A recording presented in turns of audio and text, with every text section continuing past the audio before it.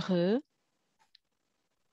Estamos muito contentes e muito Nous honrados sommes très heureux em hoje et très concretizar honorés os primeiros de passos da matérialiser CIPA aujourd'hui latino-americana, les premiers com a pas de la presença CIPA de Bernard latino-américaine, Gols, avec la présence presidente de da Bernard CIPA Gols, Internacional président de e la CIPA reeleito esse ano por internationale, et unanimidade. réélu cette année par Bernard é unanimité. pediatra, Bernard est psiquiatra pédiatre, infanto-juvenil e psychiatre psicanalista da Associação de d'adolescents et Psicanálise d'enfants. Francesa.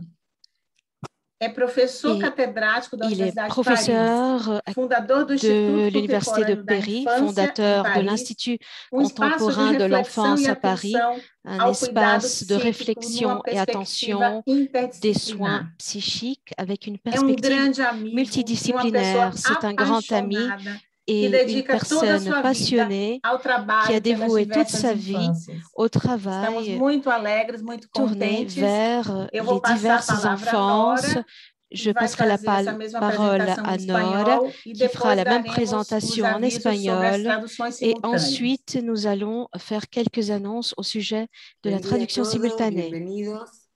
Estamos todos muy contentos y muy honrados. Estamos dando los primeros pasos de la CIPA latinoamericana, que es la Coordinación Internacional de Psicoterapeutas, Psicoanalistas y miembros asociados que se ocupan de personas con autismo. Y hoy contamos con la presencia de Bernard Gols, que es el presidente de la CIPA Internacional, reelecto este año por unanimidad. Bernard es pediatra, es psiquiatra infanto-juvenil y psicoanalista de la Asociación Psicoanalítica de Francia, es profesor emérito de la Universidad de París, fundador y director del Instituto Contemporáneo de la Infancia, que es un espacio para la reflexión y la atención del cuidado psíquico con una perspectiva interdisciplinaria. Es un gran amigo y una persona apasionada que dedica su vida profesional al trabajo por las infancias. Muchísimas gracias, Bernard, por estar acá con nosotros. Bienvenido. Então, nós teremos a tradução simultânea Nous aurons em la português e em traduction espanhol. simultanée vers le Vocês portugais, vão vers escolher l'espagnol. a língua que Vous allez vocês querem fazer choisir a la tradução langue e vão clicar no botão à chamado travers laquelle vous voulez interpretação, entendre la que é uma traduction, et vous figura allez de cliquer mundo e sur le petit planetazinho, tá? globe Qualquer d'interprétation. dúvida, vocês podem mandar pelo Si chat vous avez des doutes, para vous Ricardo, pouvez nosso les técnico. écrire à travers le E chat. também as questões a Bernard, Vos vocês podem doutes techniques fazer seront pelo chat reçus par le também. technicien Então, Ricardo, et que aussi vos desfrutemos questions desse momento à Bernard super bacana. seront aussi présentées par écrit à Abraço, travers le chat. Bernard, boa C'est conferência. une Cláudia, réunion très sympathique. Cláudia, posso falar uma coisa? Claudia, est-ce que je peux Cláudia, dire quelque vamos chose? pedir para as pessoas colocarem um e-mail no Demandons aux chat para a gente personnes poder ter o e-mail de todos os d'insérer leur participantes. courrier électronique dans le chat pour que nous les ayons à disposition. Sí, les pedimos a todos, por favor, si pueden poner sus mails en el chat para poder enviarles después toda la correspondencia de la CIPA. Bernard, c'est à toi. Est-ce qu'on m'entend bien là? Será Laura, que Claudia? vocês estão me ouvindo bem? Parfait. Bon, alors écoutez, Perfeito. d'abord, vraiment, c'est un grand honneur É uma grande honra e um grande prazer para mim de ter sido convidado para falar aqui hoje da CIPA latino-americana por ocasião da sua inauguração, da sua fundação, através da qual a CIPA Internacional se sente muito honrada. Então, muito obrigada pela organização dessa CIPA latino-americana, muito importante, muito útil. Eu previ dizer algumas palavras rápidas da CIPA Internacional e da CIPA latino-americana, e em seguida eu decidi evocar a questão da liberdade de pensamento em matéria de autismo, em matéria de transtorno autístico, e também dizer algumas palavras a respeito do próximo congresso da CIPA, que terá lugar em 18 e 19 de novembro. Será o quinto congresso. porque há um congresso a cada 2 Voilà, anos. alors, donc encore un grand Então, merci de mais m'avoir uma proposé vez, cet espace muito de obrigada parole. por ter me Et comme proposto ça a esse été dit tout à espaço de l'heure, palavra. E como j'ai já foi d'abord été dito, pédiatre eu fui avant d'être antes pédopsychiatre et pediatra, psychanalyste. antes de Et je me suis ser surtout pediatra, intéressé tout au psiquiatra e long de ma psicanalista, vie e eu me professionnelle interessei aux durante bébés, toda a minha à vida l'instauration, profissional à la mise en aos place de bebês, son appareil à psychique, à la question des troubles instalação do autistiques seu qui nous aparelho rassemblent psíquico, aujourd'hui, a et questão enfin à dos l'adoption, transtornos sans autistas e doute parce que também j'avais été a formé adoção, en sem France ou en dúvida, grande porque partie eu par fui Michel Soulet, qui formado avait na été França assez por Michel pionnier dans Soulet, la que question de la foi um réflexion sur pioneiro l'adoption da des reflexão enfants sobre en a France. adoção das crianças na Et il a França. d'ailleurs travaillé avec E, certaines inclusive, d'entre vous, ele notamment trabalhou avec com Sylviane algumas Abinger de à Porto vocês, Alegre.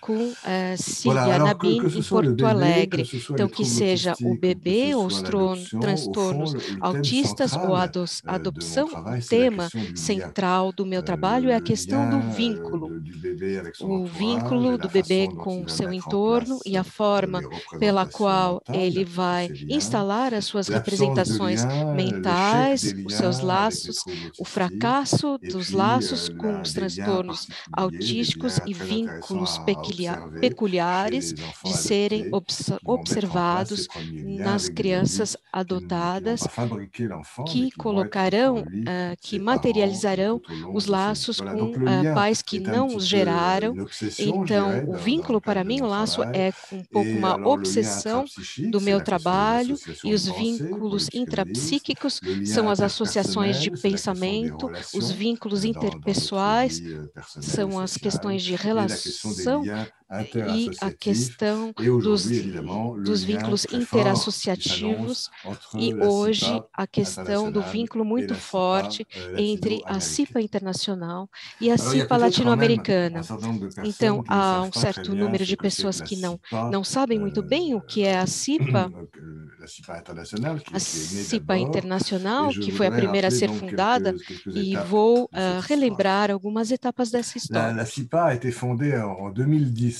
A CIPA foi fundada em 2010 por Geneviève Hague, essa grande senhora observadora de bebês, essa terapeuta de crianças autistas, e por Dominique Ami, psicanalista de crianças, com a ajuda absolutamente decisiva de Michel Hague, o esposo de Geneviève, que infelizmente faleceu algumas semanas atrás em Paris este ano.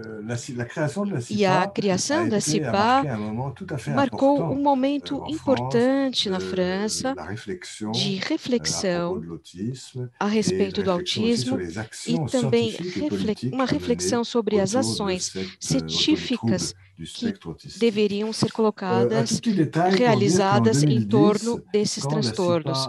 Em 2010, quando a CIPA foi fundada, ela foi fundada com o título seguinte: Coordenação Internacional entre psicoterapeutas, psicanalistas e membros associados, ocupando-se de pessoas autistas. E eu intervim alguns anos mais tarde para mudar de pessoas com autismo para pessoas autistas. Prefiro muito mais pessoas autistas do que pessoas com autismo.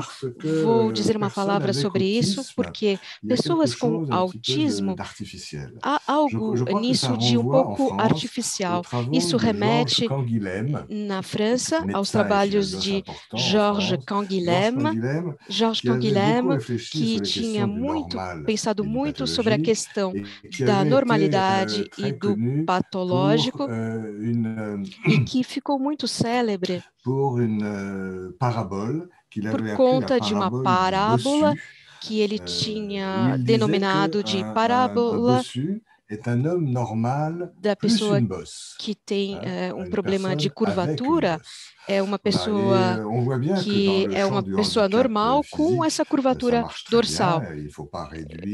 Não temos de reduzir uma pessoa à sua deficiência, mas na experiência que eu tenho com as crianças autistas, eu nunca nunca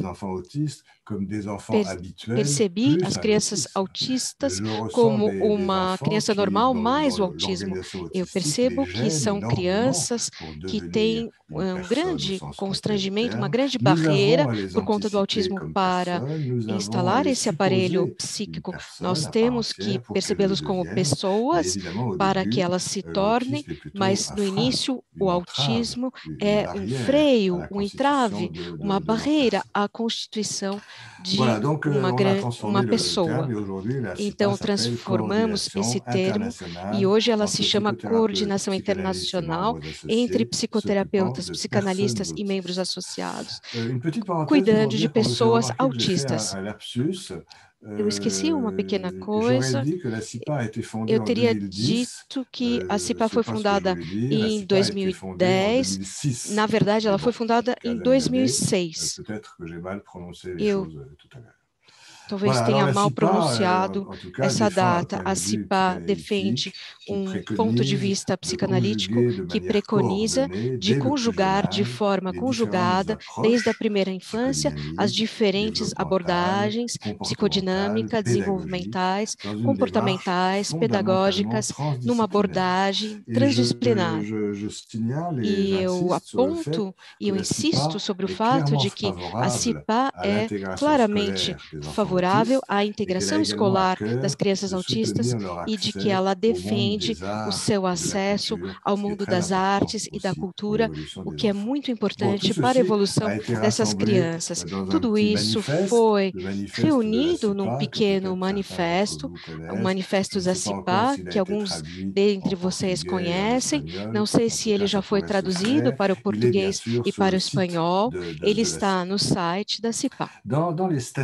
Nos estatutos da CIPA, como eles foram redigidos em 2006, eu citaria brevemente o artigo 2 do estatuto, que especifica os objetos, os objetivos e os meios da CIPA da forma seguinte, há 4 ou 5 pontos: o compartilhar entre os seus membros das pesquisas, das suas práticas e avaliações, a ligação com as outras áreas científicas, a articulação dos psicanalistas com outros profissionais interessados pelo autismo, a formação do conjunto dos profissionais ligados ao autismo, a informação dos profissionais e também das pessoas do grande público. Há uma reflexão sobre a melhor forma de ajudar as famílias e a defesa, enfim, de uma abordagem plural e ética do autismo.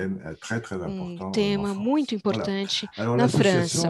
Então, a associação utiliza todos os meios possíveis e legais para concorrer à realização desse objetivo e ela reserva a possibilidade de realizar toda a ação e efetuar toda a prestação, contribuindo à realização dos seus objetivos e do seu objeto social, ou seja, congressos a cada 2 anos, jornadas científicas, grupos de trabalho e também, o que é muito importante, no Brasil especialmente, comunicados de imprensa para apoiar as ações políticas que temos de levar à frente em torno do autismo.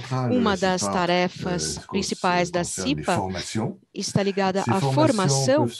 Essas formações podem ter lugar no seio dos estabelecimentos de tratamento ou reunindo em Paris profissionais de equipes diferentes para trabalhar sobre temáticas ligadas à associação. Esses tipos de formação estão sendo organizadas em parceria com o COPES, que é um organismo de formação do qual sou responsável e que tinha sido fundado há muito tempo atrás por Michel Soulet, um dos pioneiros da pedopsiquiatria francesa. A CIPA organiza uma espécie de vigilância científica, observando tudo aquilo que está se propagando no público, na imprensa, e ela permanece informada e tudo aquilo que é publicado a respeito do autismo, e ela pode igualmente importante comunicar-se ou pedir informações aos órgãos públicos, que sejam administrativos, legislativos, graças a esses comunicados que mencionei há pouco. E já que Nora e Cláudio evocaram, há alguns meses, esse ano, eu fundei o Instituto Contemporâneo da Infância, este ano em 2020, que é um espaço para pensar o tratamento psíquico, para pensar, cuidar das crianças, dos bebês, crianças e adolescentes, em referência à psicanálise, à psicopatologia e à pedagogia, numa relação estreita com o mundo das artes e da cultura, porque pensamos que as artes, os artistas, têm muito a nos ensinar a respeito da criatividade terapêutica.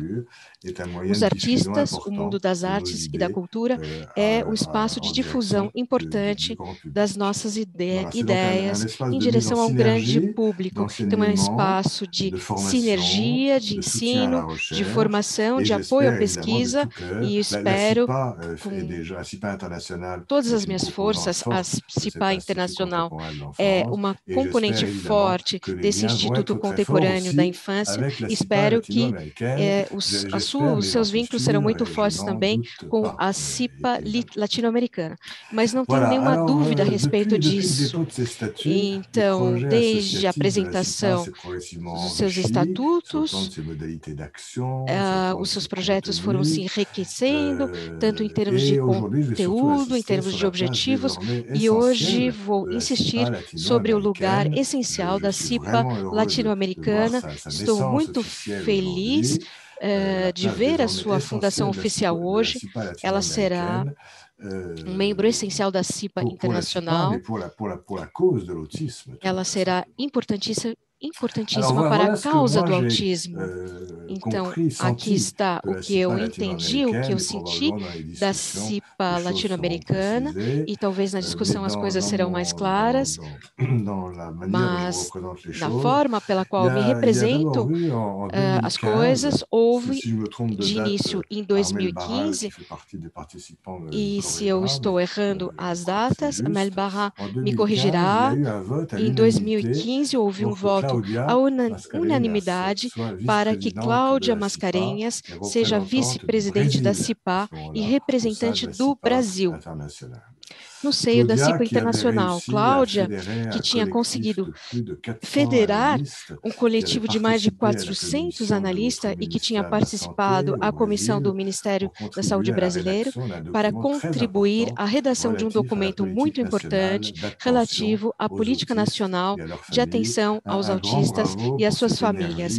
Então, um grande parabéns por essa força incansável de Cláudia, e que eu agradeço de forma muito calorosa hoje. Então, houve um certo número de adesões que foram se acumulando ao fio dos anos no plano internacional, mas a CIPA latino-americana é, sem dúvida, o grupo mais numeroso, mais criativo. É a partir das suas ações que a CIPA foi se estruturando de forma eficaz e que ela pôde nascer oficialmente hoje. É um grupo que eu acho pessoalmente extremamente criativo, extremamente engajado para fazer valer junto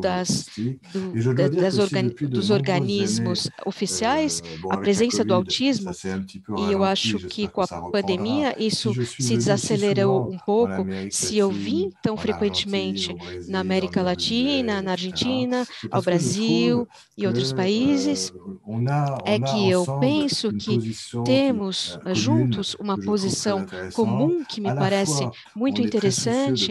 Ao mesmo tempo, estamos muito preocupados em preservar as conquistas da psicanálise aberta, viva, curiosa das outras disciplinas e particularmente das neurociências, de podermos beneficiar das conquistas das neurociências sem perder as conquistas da psicanálise. Então, estamos caminhando através de uma abordagem comum.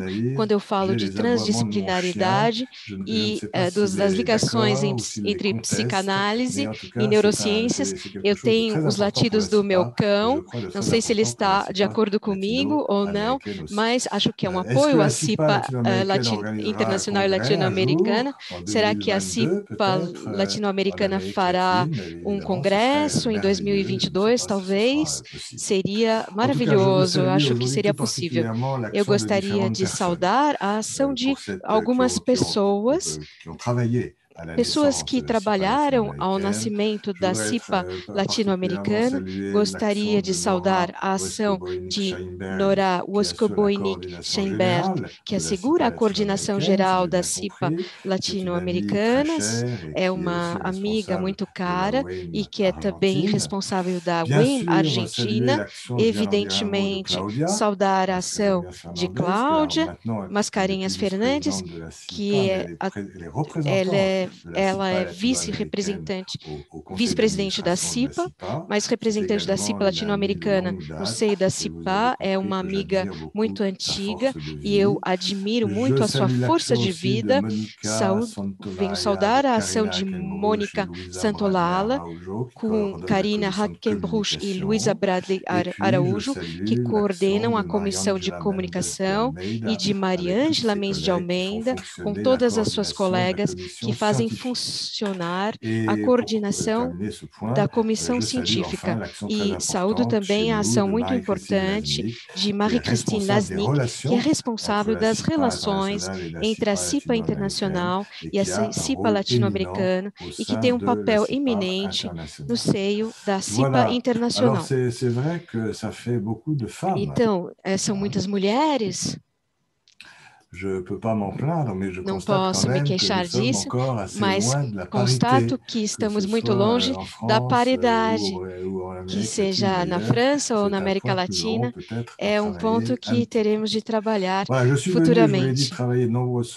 Eu vim muitas vezes trabalhar no Brasil e na América Latina, e alguns membros da CIPA latino-americana são mais conhecidos que outros, e aproveito essa intervenção para saudar, particularmente, Maria Cristina Abreu, de Rio de Janeiro, pela curiosidade epistemológica e pela energia psíquica incansáveis, assim como Camila Saboio, de São Paulo, que fez sua tese em Paris, sob minha direção.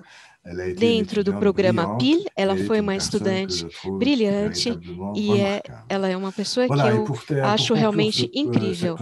Então, para concluir essa apresentação da CIPA latino-americana, eu gostaria de pontuar para os participantes que em 2021 o prêmio Zaira de Bittencourt Martins foi atribuída a Mariângela Mendes de Almeida, a Fátima, a Maria Cecília Pereira da Silva, a Maria Lúcia Gomes, a Marisa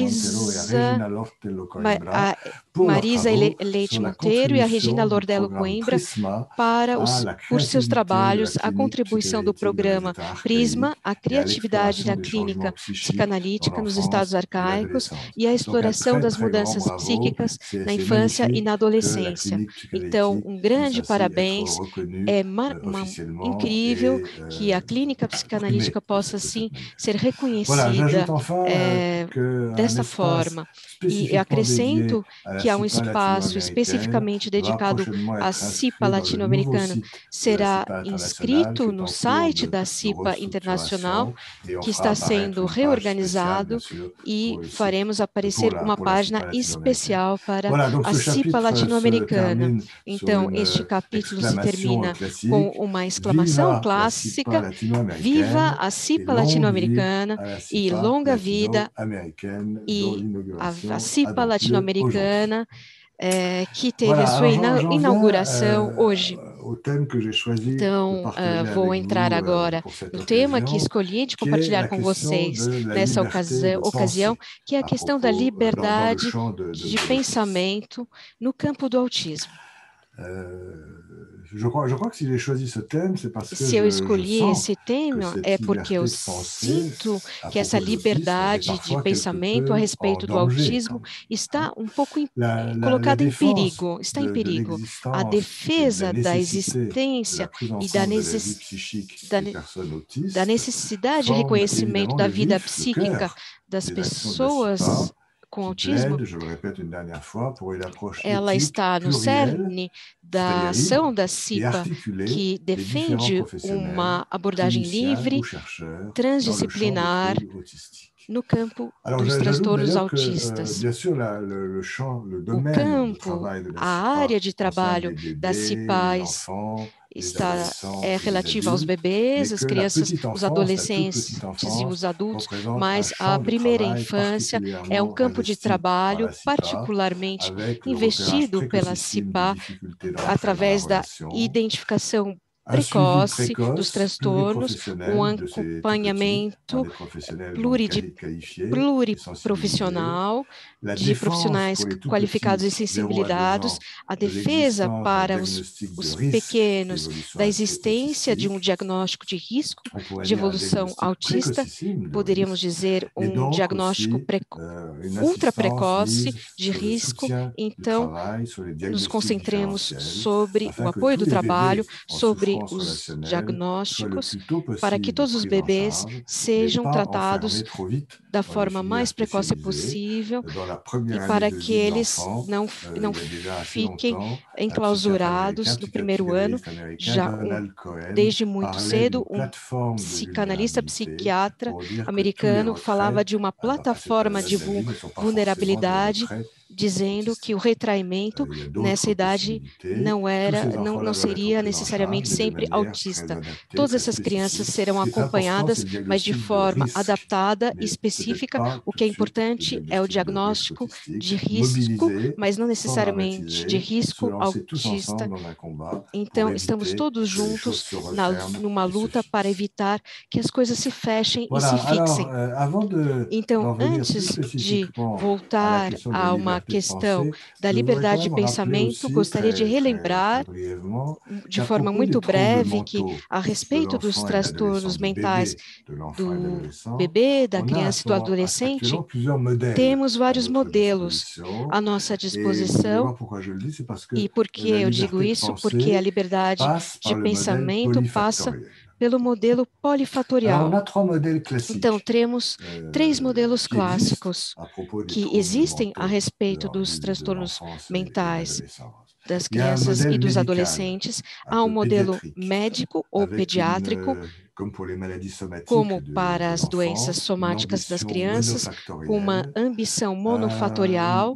C'est un système, c'est un É um mode de pensée qui est sistema, é um modo déductif de pour pensamento aller que très é vite de dedutivo, l'observation para ir muito à rápido, la para décision, ir da qui se observação à réfère à une decisão, temporalité que se linéaire refere a uma avec l'histoire de temporalidade la maladie, linear com a le história da diagnostic doença, o actuel, le diagnóstico choix du atual, traitement, a le escolha do pronostic. tratamento, Et o c'est un modèle qui prognóstico, est censé e é um fonctionner modelo que rapidement parce que les deveria maladies funcionar somatiques de l'enfant rapidamente, sont porque as virulentes. doenças somáticas da criança são À l'autre perigosas. bout, il y a un Do modèle outro qu'on lado, appelle, há um qui n'est modelo plus que un modèle chamamos, médical, que mais qui est não é un mais um modèle modelo médico, psychopathologique ou mas que é um psychanalytique, et modelo qui s'oppose en quelque psicopatológico, sorte point par psicanalítico, point au que se opõe précédent, ponto puisqu'il por est ponto ao fondamentalement anterior, porque ele é polyfactoriel, j'y fundamentalmente reviendrai tout à l'heure. polifatorial. Il est non pas Ele déductif, não mais é dedutivo, inférentiel. Il mas procède par association de inferencial. pensée, Ele et non pas procede par por déduction associação de logique.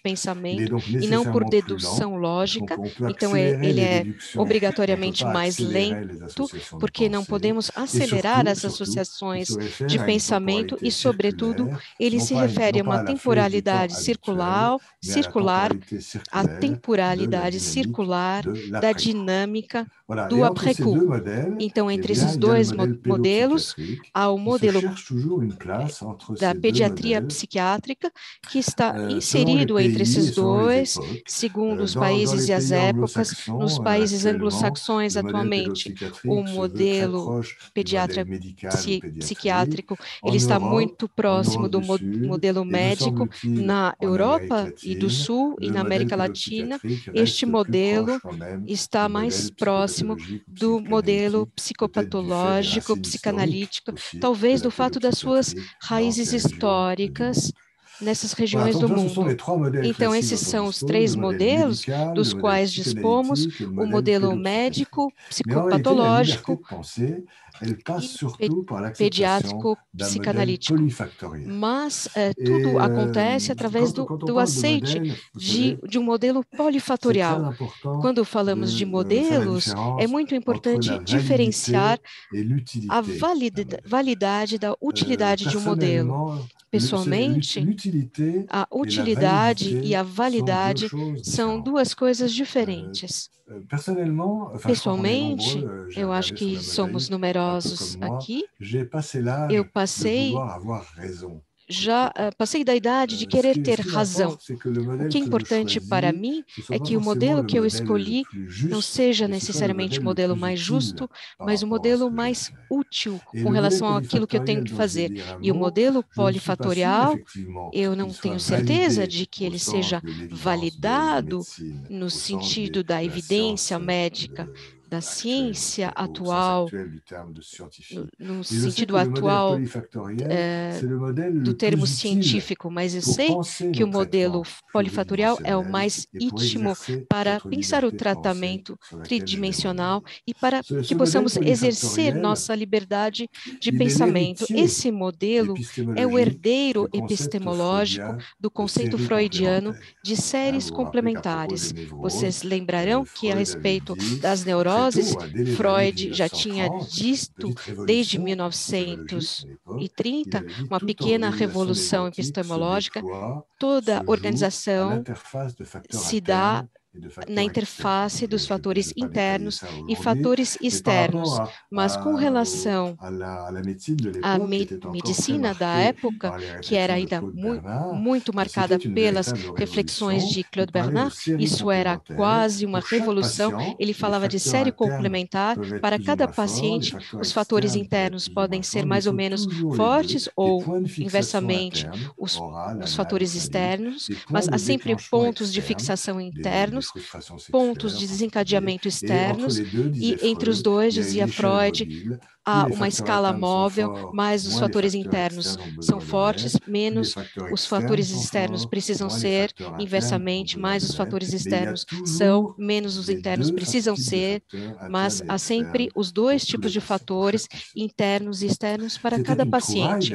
Isso era um achado do ponto de vista epistemológico na época.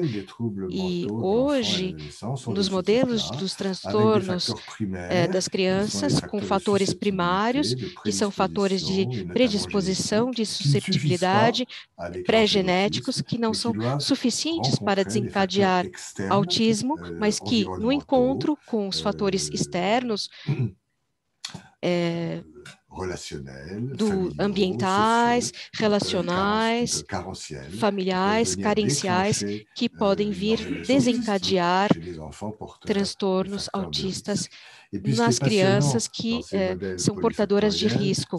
E o que é incrível nesse modelo polifatorial é que descobrimos fatores mistos, que são, em alguns casos, fatores primários, em alguns casos, secundários nos outros, e eu penso particularmente nos efeitos das carências. E quando pensamos no que aconteceu na România, quando foram abertas as creches, depois da ditadura, 100% dessas crianças tinham intensas carências, 30% dessas crianças eram autistas, somente 30%, mas 30% é enorme com relação à frequência da população geral. Isso significa que mesmo em populações extremas, sabemos que as crianças viviam nos orfelinatos da România. Ninguém tout enfant n'est pas forcément menacé d'autisme. Nem toda criança é ameaçada de autismo. A carência virá agravar o perigo autístico, mas é necessário que haja fatores primários de risco de predisposição. Essa é uma grande lição que temos de reter até em situações extremas. O autismo, ele aparece em crianças que têm fatores primários de risco, então há fatores de fragilização, os fatores primários, e nos outros, eles se tornarão fatores secundários de descompensação. Então, mais uma vez, o modelo polifatorial, ao qual eu me agarro, me parece muito útil, porque ele dá lugar a tratamentos multidimensionais, e vocês sabem que na França é nosso amigo e colega Pierre de Lyon, que melhor resumiu esse fator polifatorial. Ele diz a pedagogia sempre, as reeducações sempre que possível e o tratamento sempre que necessário, porque ser autista é uma fonte de sofrimento e temos sempre de estar reiterando isso. Alguns denegam isso. Ser autista não é um prazer. Sair do autismo é um período difícil igualmente, então o tratamento psíquico é muito importante, mas não para definir as causas do autismo, mas para tirar os freios, desenclausurar e permitir que a instalação do sistema psíquico continue o seu decurso. Então, sobre a liberdade de pensamento, gostaria de relembrar alguns elementos de reflexão. Se eu escolhi esse termo, é porque hoje estamos num contexto onde há ataques muito fortes contra a psicanálise. Na França, evidentemente, mas não só na França, na América Latina também.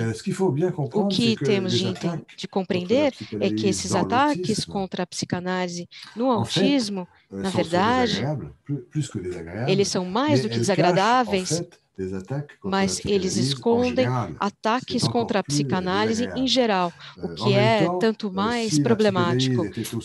Mas se a psicanálise estivesse tão morta como alguns pretendem, ela não seria preciso atacá-la a esse ponto. Então, se a psicanálise permanece um objeto de ataque, é porque ela permanece muito viva, muito criativa.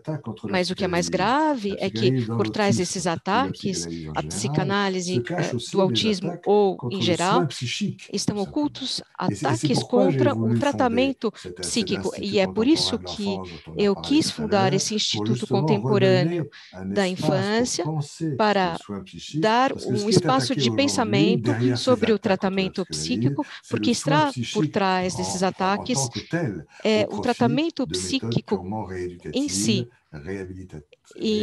em proveito de ações paliativas ou reeducativas.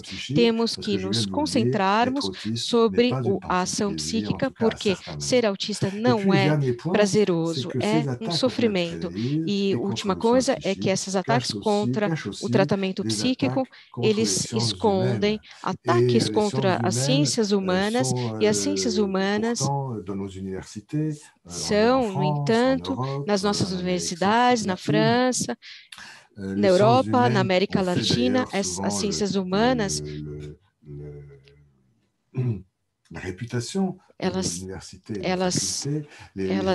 são elas que construíram a reputação das nossas universidades e elas são uma condição da liberdade de pensamento.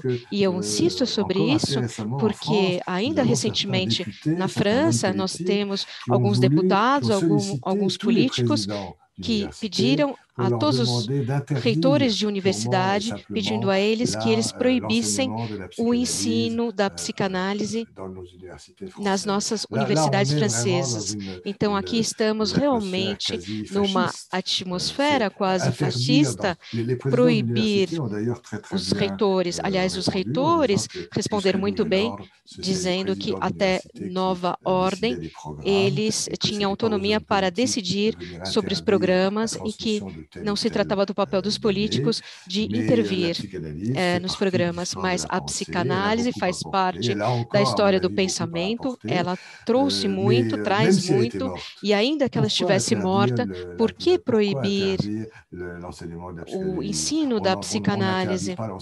Não proibimos o ensino do latim, não proibimos o ensino do grego antigo, e ainda que ela estivesse morta, por que proibi-la?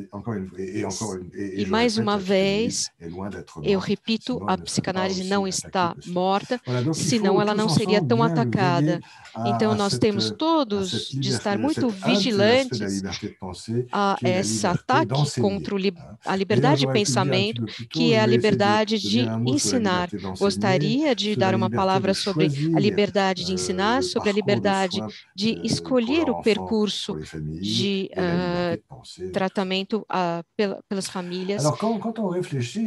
Quando pensamos a essa violência tão frequente em matéria de autismo, eu pensei que poderíamos talvez evocar alguns trabalhos que nos permitem pensar sobre por que, a respeito do autismo, a liberdade de pensamento está sempre tão ameaçada. E eu pensei de início a um psicólogo canadense, ele faleceu em 2003, mas ele trabalhou muitos no século XX. Ele se chama Elliott Jaques, ele não tem C, que é um psicólogo que quis introduzir a psicanálise na compreensão do funcionamento das empresas e que criou uma disciplina chamada socioanálise.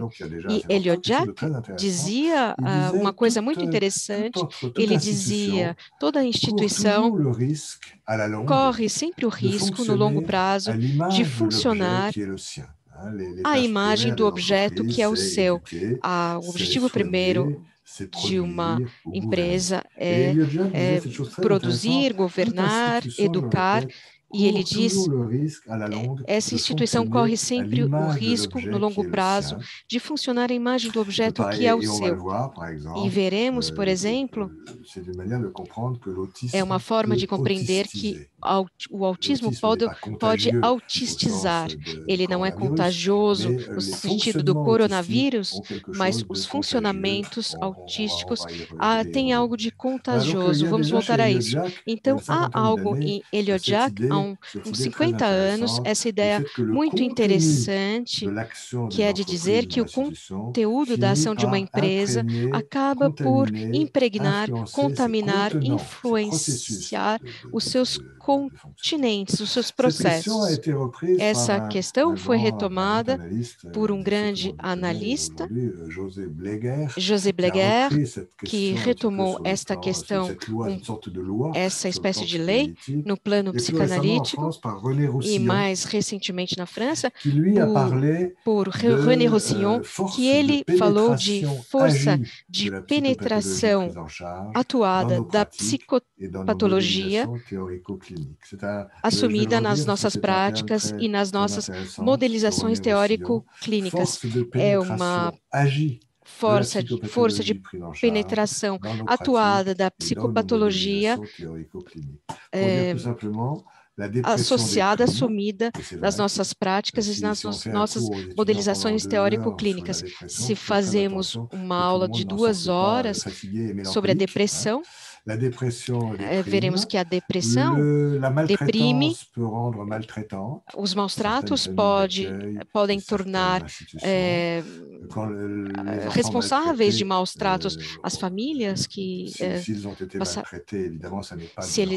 se os indivíduos foram maltratados, não é da culpa deles, mas uma vez que eles tenham passado por esses maus-tratos, quando eles se tornam adultos, esses novos adultos podem se tornar também na origem de maus-tratos, porque nos agarramos muito ao que conhecemos, ainda que aquilo que conhecemos seja doloroso e traumático.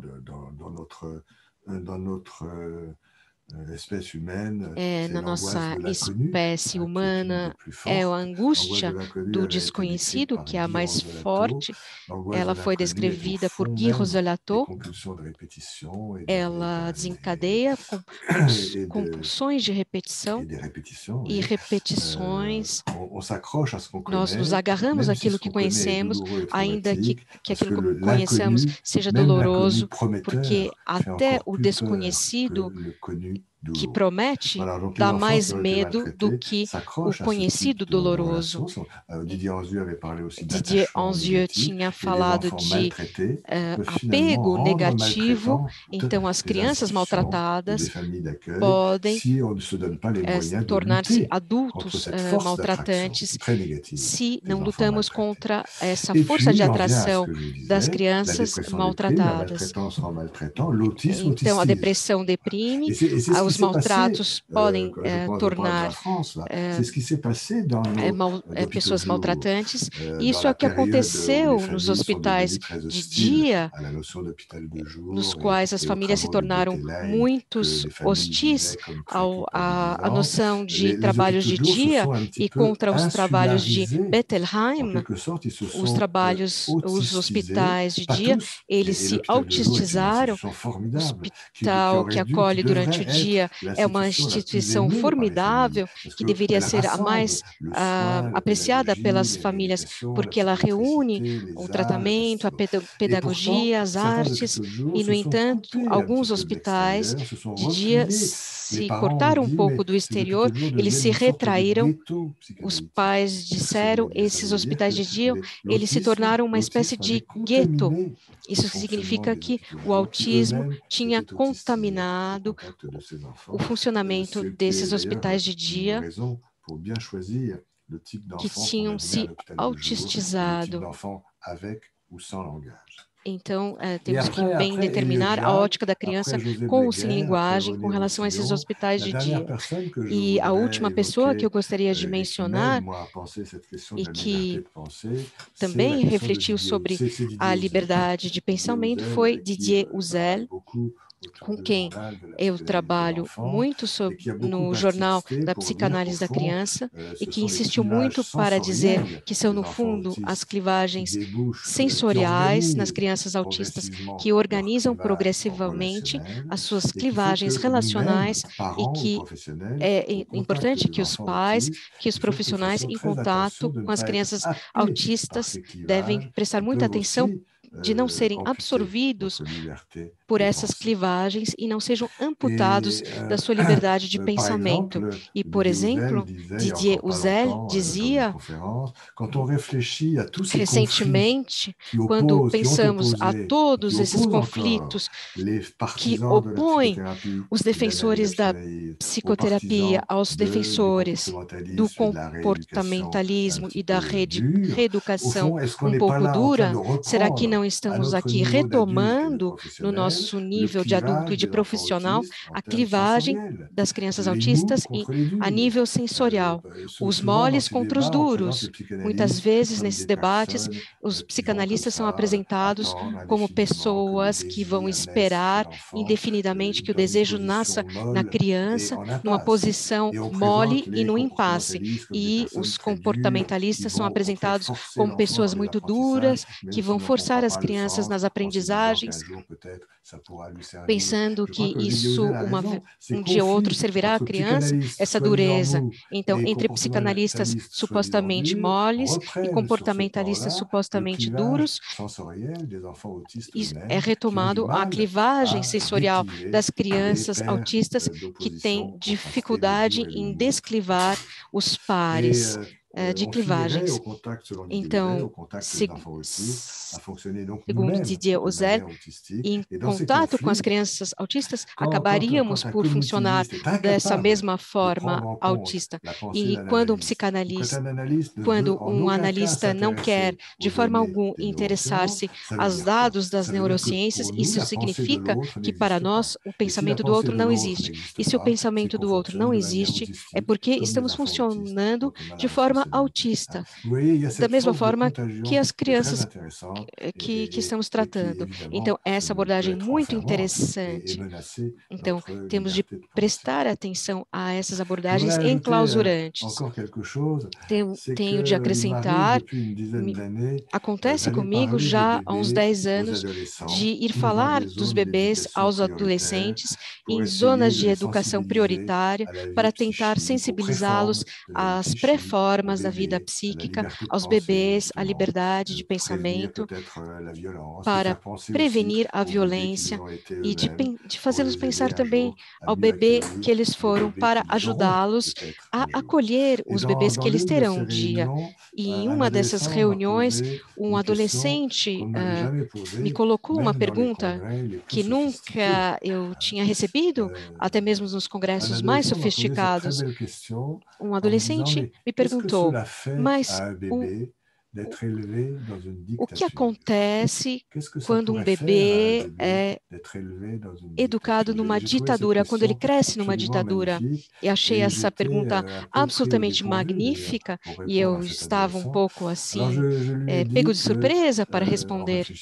E eu disse a ele que, refletindo em voz alta, eu disse que as ditaduras, em geral, querem nos ensinar a pensar uma só coisa sobre cada coisa, enquanto que a liberdade de pensamento é pensar de forma múltipla para cada coisa. E é por isso que o modelo polifatorial nos é indispensável para a liberdade de pensamento, tanto mais que ele leva em conta a causalidade epigenética. Mas esse não é o tema de hoje. Então, poder pensar o autismo de forma psicanalítica, desenvolvimental, genética, de forma sociológica, linguística, filosófica, poder pensar tudo isso em conjunto, a partir de uma perspectiva complementarista. Essa é a garantia da liberdade de pensamento. Se querem nos obrigar a pensar o autismo só de forma genética, ou só de forma biológica, ou só de forma psicanalítica, então estamos aqui numa ausência possível, e temos de tomar sempre em conta uma série de alternativas. Então, precisamos de uma série de ligações interdisciplinares.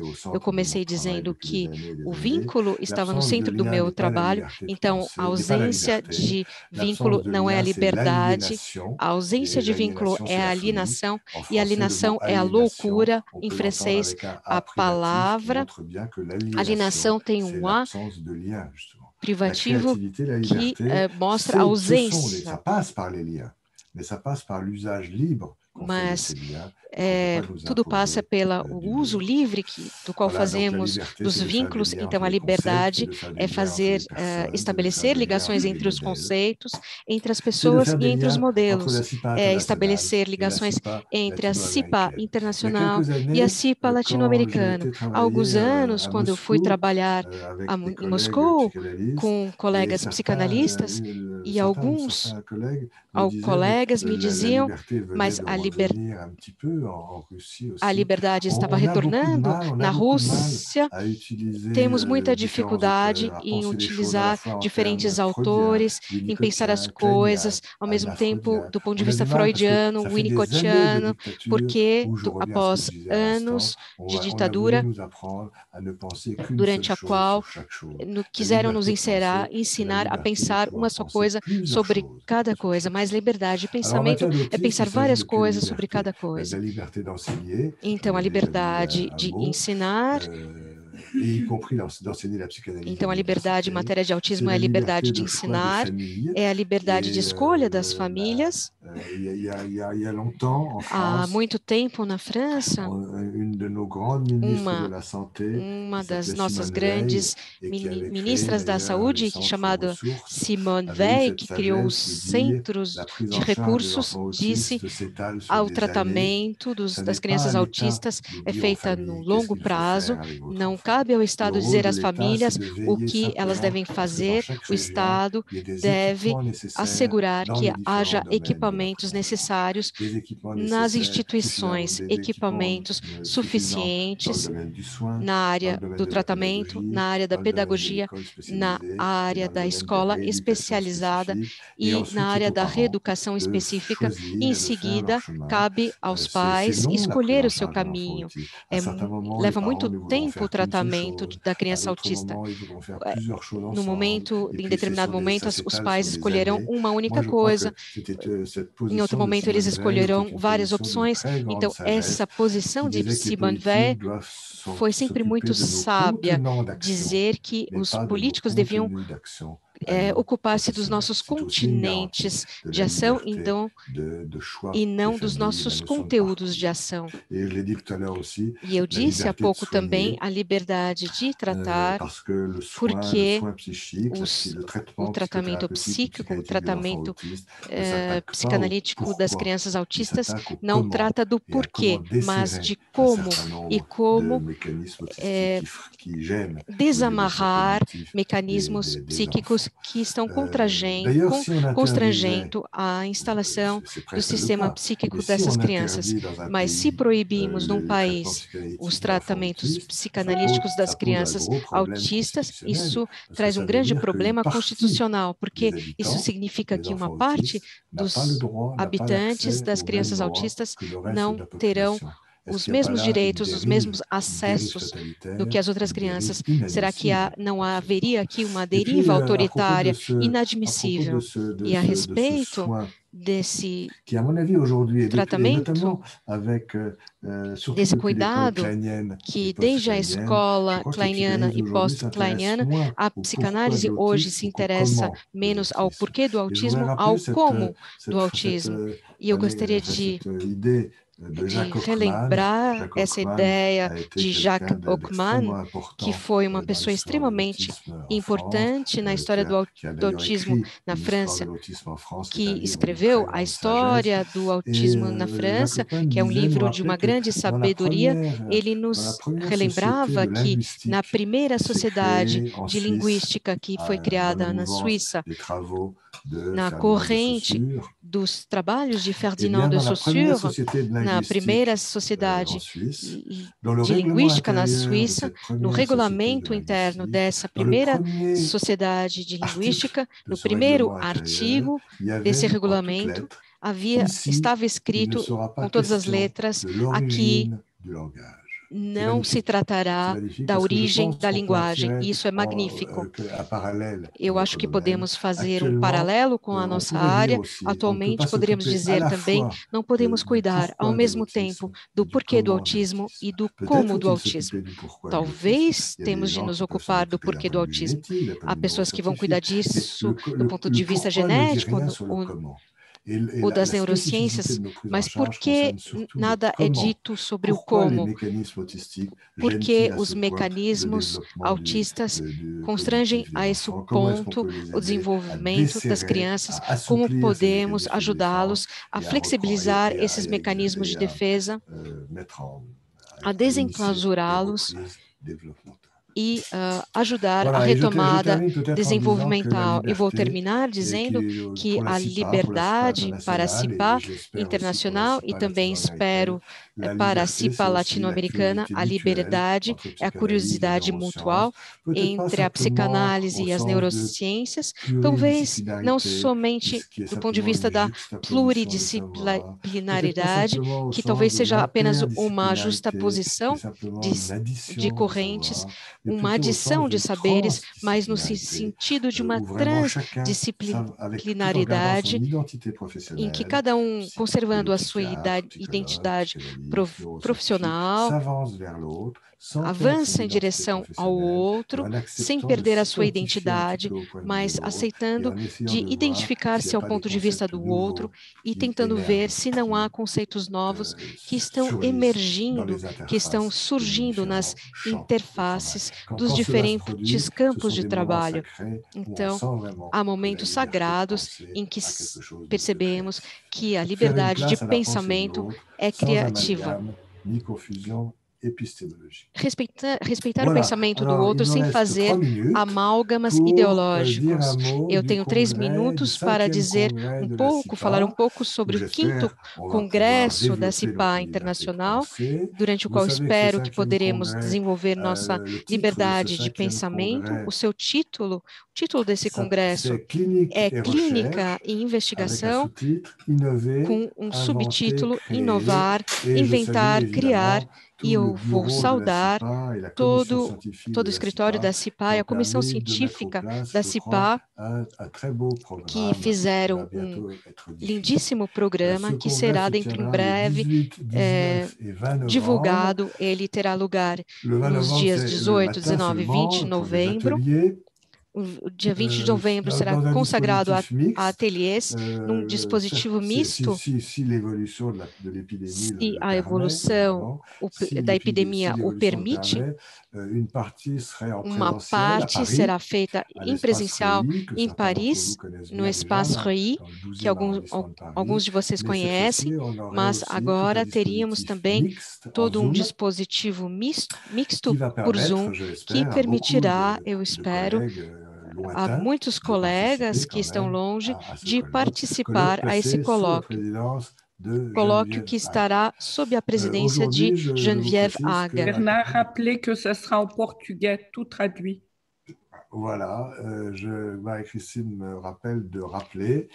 Marie-Christine me relembra que tudo será traduzido para o português e com uma tarifa preferencial para nossos colegas latino-americanos. Por que escolhemos esse título, Clínica e Investigação? Evidentemente, a clínica remete ao singular do encontro transferencial e contratransferencial, enquanto que a investigação visa a identificação do geral. Podemos dizer que clínica e investigação se situam de forma muito oposta, muito antagonista. Me parece, em realidade, que a clínica e a investigação estão muito mais numa ligação dialética do que numa oposição irredutível, e particularmente as investigações sobre a primeira infância. Haverá uma investigação de Falissard no primeiro dia, e eu também farei algumas apresentações sobre esse tema. Então, essa ligação entre clínica e investigação, essa ligação que gostaríamos de interrogar nesse congresso, e vamos ilustrá-la a respeito dos transtornos autísticos. Me parece que tanto o clínico como pesquisadores devem estar numa posição de abertura ao inesperado e não numa simples abordagem de investigação, de simples verificação. A clínica com uma criança autística não é simplesmente observar se ela apresenta sinais que conhecemos, mas identificar quais são os seus sinais particulares. A investigação com a criança autista não é somente verificar hipóteses a priori, mas ver quais são as hipóteses que irão se desenvolver no quadro clínico a respeito daquela criança em particular. Então, essa relação dialética entre clínica e investigação é um aspecto da liberdade de pensamento e da criatividade dos profissionais. Quando pensamos a grade de Geneviève Hague, a grade de emergência do autismo que Geneviève Hague desenvolveu já há um certo tempo, vemos como realmente essa grade se desenvolveu na interface da experiência clínica e sob o olhar do investigador. E aproveito para dizer que em alguns meses essa grade será publicada na coleção do Fil Rouge, 2 ou 3 anos após a publicação do Eu Corporal de Geneviève Hague, que teve um grande sucesso editorial. Então, o clínico e o investigador estarão em diálogo durante esse congresso. Esse diálogo é a condição da inovação, da criatividade que devemos usar aos pacientes, às famílias, aos profissionais.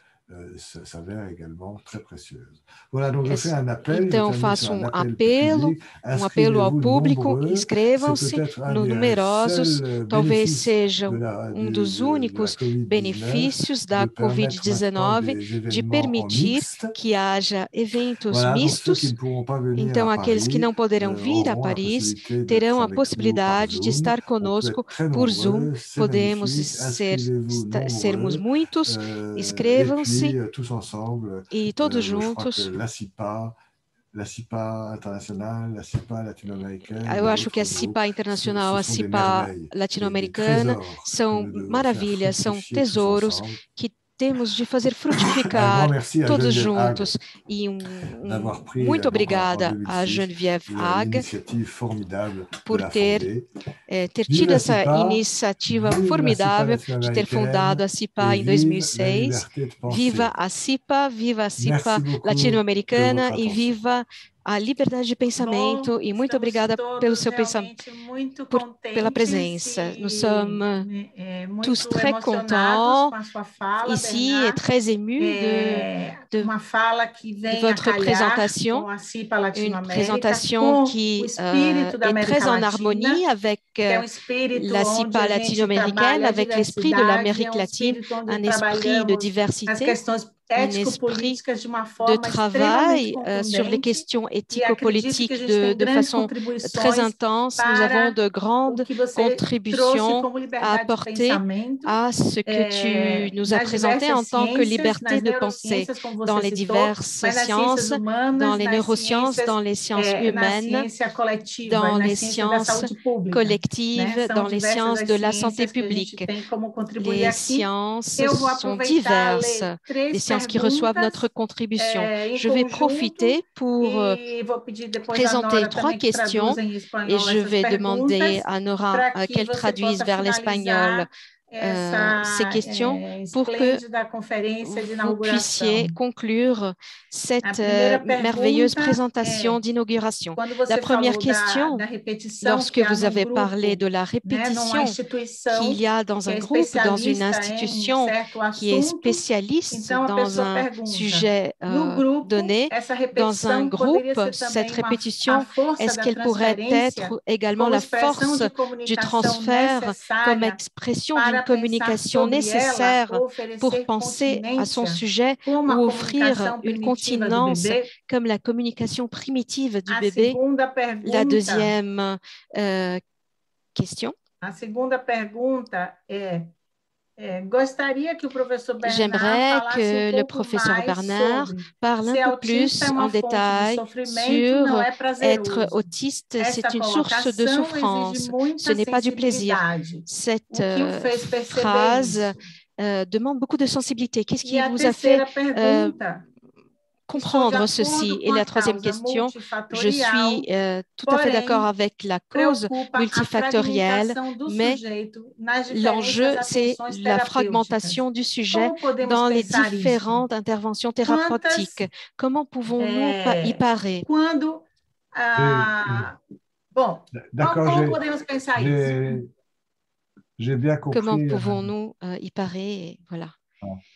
D'accord. Alors, merci pour ces 3 questions. Obrigada por essas 3 perguntas, muito contundentes, muito interessantes. Vou tentar responder brevemente. A primeira questão é quando há essa tendência à repetição, uma compulsão de repetição, quando a criança envia mensagens que podem ser contagiosos, que podem autistizar profissionais profissionais ou a instituição, será que não haveria aqui também uma mensagem da sua parte? Ou seja, fazer sentir sob essas palavras em qual paralisia desenvolvimental ele está prisioneiro.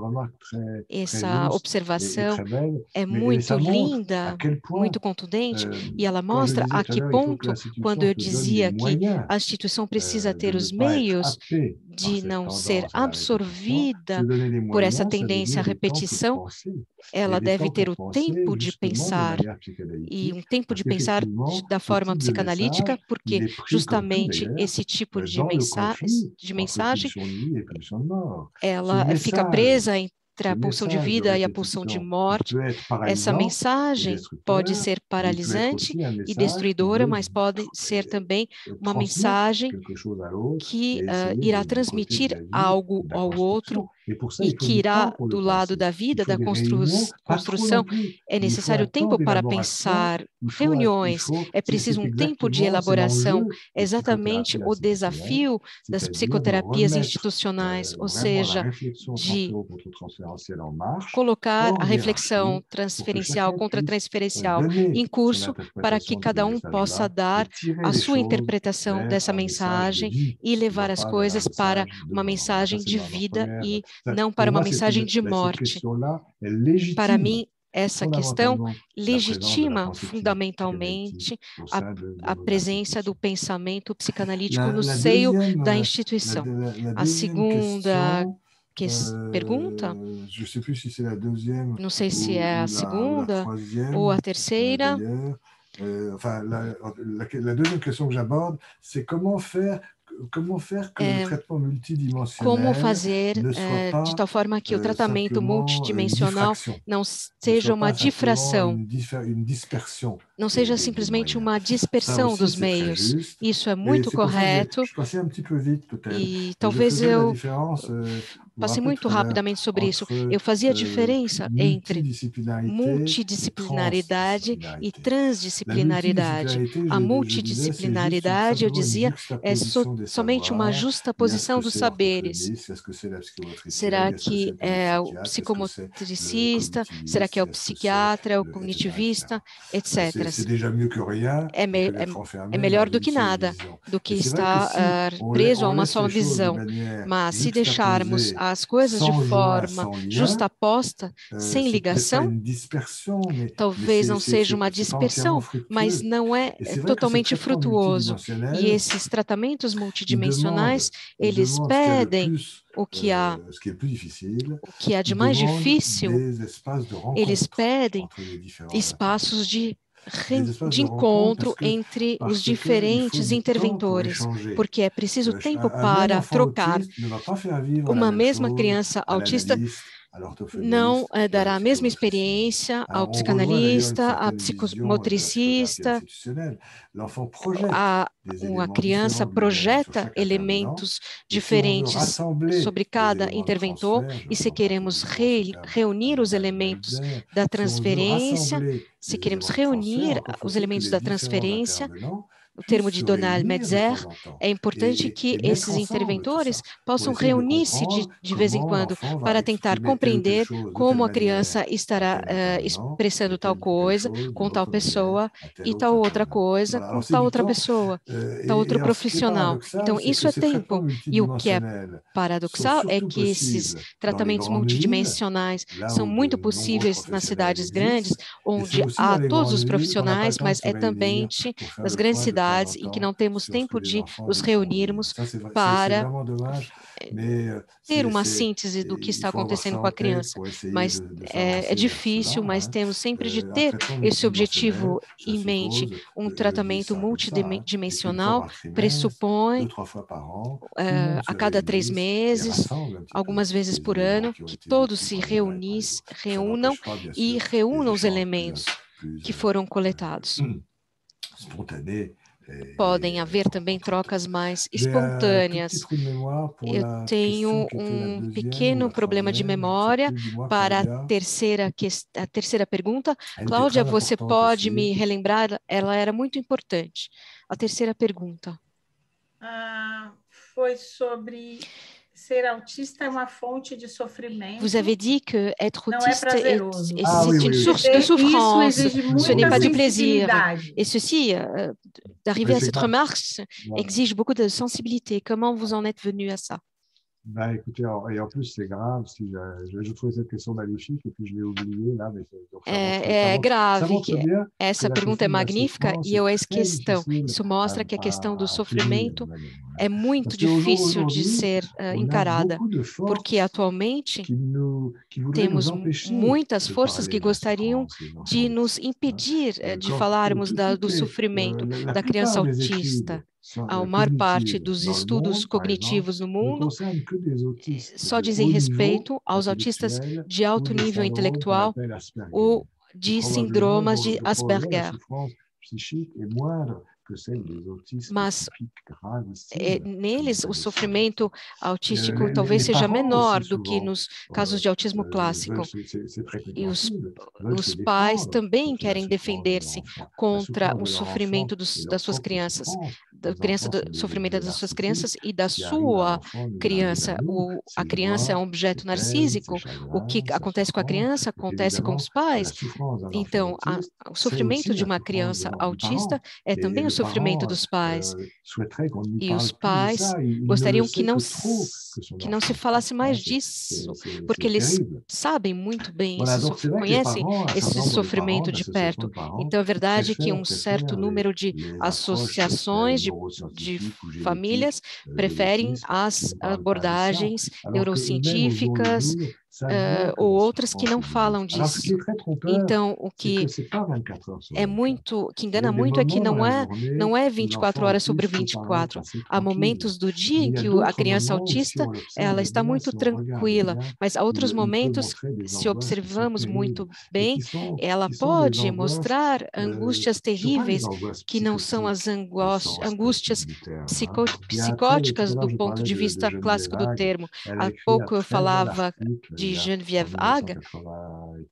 Ela escreveu um lindo artigo em 1985 sobre a comparação das angústias autísticas, e isso apareceu na revista Topic. E as angústias psicóticas, elas estão do lado da fragmentação,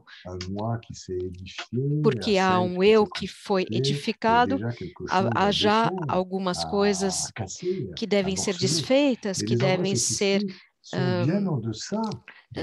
quebradas, mas as angústias autísticas, elas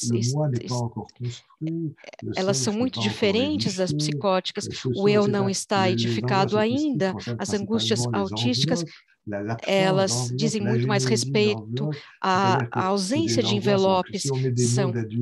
Se queremos colocar palavras de adultos sobre isso, estamos traindo alguma coisa, porque para as crianças são vivências muito mais sensoriais, corporais, do que mentalizadas ou psiquizadas. São sensações de diluição, de liquefação, de esvaziamento, são agonias primitivas, são quedas sem fundo, são vivências catastróficas, mas que talvez não estão presentes 24 horas sobre 24 e que às vezes negligenciamos. Sair do autismo então, a saída do autismo coloca a criança frente ao mundo exterior, às pessoas, aos numerosos objetos que compõem esse mundo externo.